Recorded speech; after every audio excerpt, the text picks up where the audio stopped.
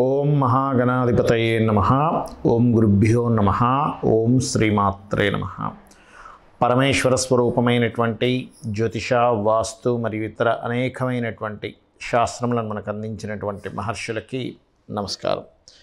హయగ్రీవ హయగ్రీవ హయగ్రీవేతి యో వదేత్ తస్య నిస్సరతే వాణి జహ్నుకన్యా ప్రవాహవత్.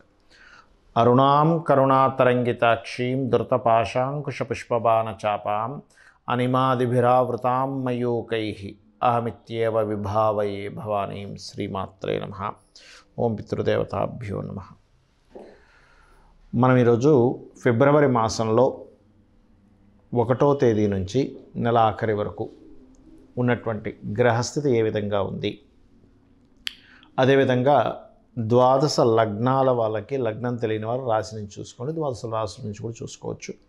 వీరికి ఏ విషయాల్లో బాగుంది, ఏ విషయాల పట్ల జాగ్రత్త వహించాలి, మరియు అదేవిధంగా మీరు చేయవలసిన దేవతా ఆరాధన ఏమిటి అనేటువంటి విషయాలు మనం ఒక్కొక్క రాశి లేదా ఒక్కొక్క లగ్న పరంగా మనం ఇప్పుడు తెలుసుకుందాం. కుంభలగ్నము, కుంభరాశి, కుంభం వారికి కనుక చూసుకున్నట్లయితే ప్రధానంగా ఇక్కడ మీ యొక్క రాశ్యాధిపతి, మీ రాశినాథుడు ఎవరైతే ఉన్నారో ఇక్కడున్న గ్రహస్థితి చూసుకున్నట్లయితే రాశిలోనే సంచరిస్తున్నాడు.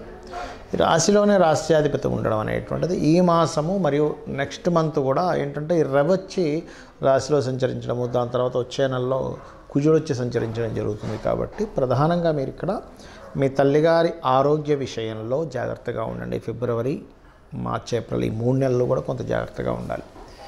అయితే ఇక్కడ కొంతవరకు స్ట్రెస్, కొంత ఘర్షణ వాతావరణం వైపు వెళ్ళడం ఇటువంటివి ఇస్తూ ఉంటాయి. కాబట్టి ఈ ఘర్షణ వాతావరణ విషయాల్లో కొంత జాగ్రత్తగా ఉండండి. మీకు ఫైనాన్స్ అనేటువంటిది ఆన్లైన్ త్రూ కానీ, అంటే ఆన్లైన్ అంటే అందరూ మరి ఈ బెట్టింగ్లు ఈ రకరకాలని అవి కాదండి. ఆన్లైన్ అంటే ఆన్లైన్లో డిజిటల్ మీడియా త్రూగా మీరు ఏదైనా మీ బిజినెస్ని ఇంప్రూవ్ చేసుకోవడం. అలాగే ఇక్కడ వివాహ ప్రయత్నాలు మీకు కూడా సఫలీకృతం అవుతాయి, అందులో ఎటువంటి సందేహం లేదు. కాకపోతే పనులు కొద్దిగా స్లో అవుతుంటాయి, అంతే, అంతకుమించి మరొక ఇబ్బంది ఏం కాదు. అలాగే రియల్ ఎస్టేట్ రంగాల్లో ఉన్నటువంటి వారికి కూడా అనుకూల వాతావరణం ఉంది ఇప్పుడున్న గ్రహస్థితి కనుక చూసుకుంటే, కుంభం వారికి ప్రధానంగా. మరియు తండ్రి గారి ఆస్తికి సంబంధించినటువంటి విషయంలో కూడా అనుకూలత వాతావరణం అనేటువంటిది ఉంది. కాకపోతే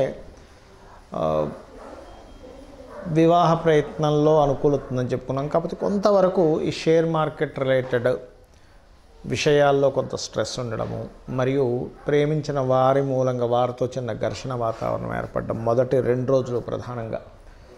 అంటే ఎవరైనా ఇష్టపడడం వల్ల వాళ్ళతో, అందులో ముఖ్యంగా బంధువర్గం వారితో ఏదైనా చిన్నపాటి ఘర్షణ వాతావరణము, రుణాలు లభించడము. కొంతమంది చూడండి ట్రై చేస్తూ ఉంటాం మనం లోన్స్ కోసం, ఆ యొక్క లోన్స్ మీరు చేసే ప్రయత్నాలు సఫలీకృతం అవ్వడము.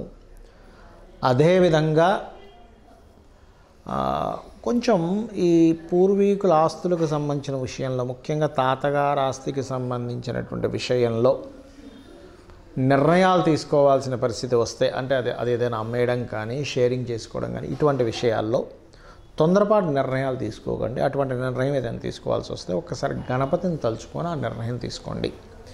ఇక్కడ ఏంటంటే తొందరపాటులో ఏదో ఒక్కోసారి మనం చూడండి, ఏదో ఆస్తి ఉంటుంది తాతగారిదండి, అక్కడెక్కడో ఉందండి, అది పెద్దగా ఎవరు చూసే నాదుడు లేడు, ఎవడు పండించుకోడు, ఏమీ ఉండదు, అక్కడ అమ్మేద్దాం అనుకుంటున్నాం, తక్కువ రేటుకి అమ్మేస్తాం. ఒక్కోసారి తీరా చూస్తే అది కొన్ని రోజులు పోయిన తర్వాత అయ్యో మనం అప్పట్లో లక్షల్లో అమ్మేసాం, ఇప్పుడు అది కోట్లు అయిందండి, కొంచెం ఓపిక పట్టాల్సింది కదా అనిపిస్తూ ఉంటుంది. కాబట్టి ఇప్పుడు మీరు మీ తాతగారు ఆస్తికి సంబంధించినటువంటి అంశంలో తొందరపాటు నిర్ణయాలు పనికిరావు.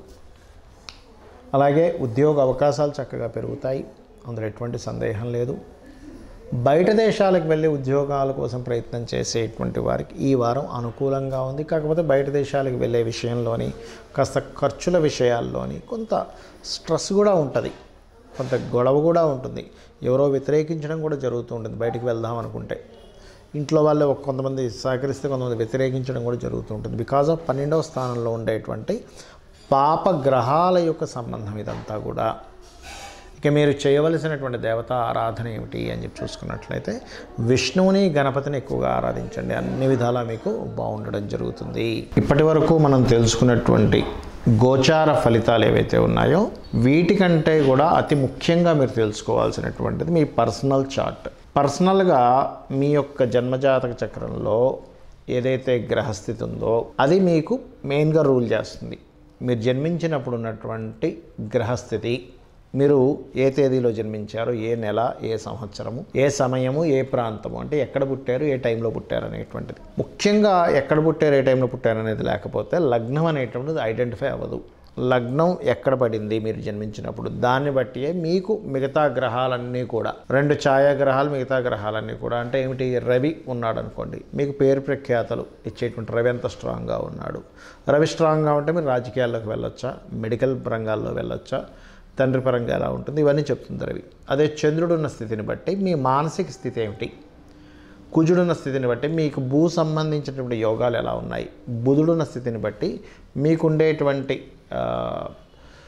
రిలేషన్స్ కావచ్చు, విద్యా సంబంధించినటువంటి విషయాలు కావచ్చు ఎలా ఉన్నాయి. అదేవిధంగా శుక్రుడిని బట్టి వివాహము, సుఖాలు, భోగాలు, శని భగవానుని బట్టి మీకు ఉండేటువంటి కర్మ, మీ కర్మ ఏమిటి, మీ జన్మజాతకంలో మీ పాస్ట్ లైఫ్లో చేసుకున్న కర్మ ఏ రకంగా మీరు పొందగలుగుతారు అనేటువంటి శని భగవానుడు చెప్తాడు. ఆ రకంగా రాహుకేతువులను బట్టి కాలానికి మోక్షానికి కారకులు. అంటే సమయం ఏదైతే ఉందో, ఈ లగ్నం ఏదైతే ఉందో, ఈ లగ్నం ఎందుకు ఐడెంటిఫై చేసుకోవాలంటే మీరు ఎందుకు, అంటే మీరేమిటనేటువంటిది మీ లగ్నం చెప్తుంది.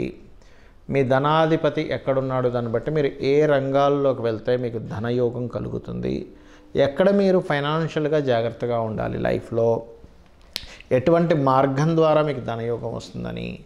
అదేవిధంగా మనకి 4th హౌస్ని బట్టి మీరు ఏ డైరెక్షన్స్లో ఉంటే బాగుంటుంది, మీ పేరుని 4th హౌస్ని తీసుకొని మీరు ఎప్పుడు అసర్ట్స్ కొంటే బాగుంటుంది.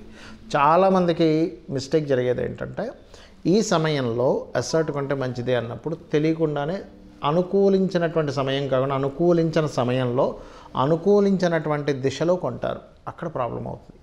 అదేవిధంగా సంతానం ఒక మార్గంలో వాళ్ళు సక్రమంగా వెళ్ళలేకపోతున్నప్పుడు వాళ్ళకి ఎటువంటి దేవత ఆరాధన వాళ్ళకి నేర్పిస్తే బాగుంటుంది, వాళ్ళకి ఏ మంత్రం చెప్తే బాగుంటుంది అనేటువంటి కూడా చాలా ఉంటాయి. వాళ్ళ హెల్త్ పాయింట్ ఆఫ్ వ్యూ కావచ్చు, వాళ్ళు ఎదగడం కావచ్చు, ఇవన్నీ కూడా. అదేవిధంగా ఇన్వెస్ట్మెంట్స్ కావచ్చు, అబ్రాడ్కి వెళ్ళేటువంటి యోగం కావచ్చు, ఇవన్నీ మీ పర్సనల్ చార్ట్లోనే ఉంటాయి, గుర్తుపెట్టుకోండి. అయితే మీకు సందేహం కలగవచ్చు ఇక్కడ, ఇవన్నీ నా పర్సనల్ చార్ట్లోనే ఉంటే మనం అనేందుకు ఈ గోచార ఫలితాలు చెప్పుకుంటున్నాము అనేటువంటిది. ఇక్కడ ఒక విషయం గుర్తుపెట్టుకోండి, మనము ఒక ప్లానింగ్ అనుకుంటాం, మనం ఒక ప్లాన్ చేసుకుంటాము, మన ప్రయత్నం మనం ఒకటి చేస్తాము, కానీ బయట ఉండేటువంటి పరిస్థితులు అంటే ఏమిటి, ట్రాఫిక్కే కావచ్చు, బిజినెస్ సంబంధంగా మార్కెటే కావచ్చు, వాతావరణమే కావచ్చు, ఇవి అనుకూలించలేదనుకోండి. మనం ఒక ప్రయాణం చేస్తున్నాం, ట్రాఫిక్ బాగా జామ్ ఉంది, గంటలో వెళ్ళాల్సింది 2 గంటలు పట్టచ్చు, 3 గంటలు పట్టచ్చు. ఏమిటంటే మీ ప్రయత్న లోపం ఎక్కడా లేదు, కానీ బయట ఉండేటువంటి పరిస్థితులు వల్ల మీకు లేట్ అయింది. అలాగే గోచార గ్రహాలు కూడా ఎక్కడెక్కడ ఏ గ్రహం ఉంది ఇప్పుడు ప్రజెంట్ ఉన్న కండిషన్లో, అది మీకు మీరు చేస్తున్నటువంటి దానికి ఏ రకంగా అది అబ్స్ట్రకిల్ చేస్తుందా లేకపోతే అది సపోర్ట్ చేస్తుందా, ఇదే గోచార ఫలితాలంటే. కాబట్టి ఈ గోచార గ్రహాల యొక్క స్థితిని మనం చెప్పుకుంటున్నాం. సో మీరు మీ జన్మజాతక ఫలితాలని, మీ గోచార గ్రహాల స్థితిని తెలుసుకొని మీరు పరిపూర్ణమైనటువంటి విజయాన్ని పొందాలని, అదేవిధంగా మీరు పితృదేవత అనుగ్రహం కూడా ఇప్పుడున్న గ్రహస్థితుల్లో ముఖ్యంగా మీనరాశిలో రాహు సంచారం జరుగుతున్నందుకు తారుమారు అవుతుంటాయని అంచనాలు కానీ అవన్నీ కూడా. కాబట్టి ఇక్కడ పితృదేవత ఆరాధన ఎక్కువగా చేయాలి. చేసినట్లయితే మీకు ఖచ్చితంగా పరిపూర్ణ విజయం అనేటువంటిది ఆ పితృదేవతల అనుగ్రహం ద్వారా మీకు లభిస్తుంది. శ్రీమాత్రే నమః.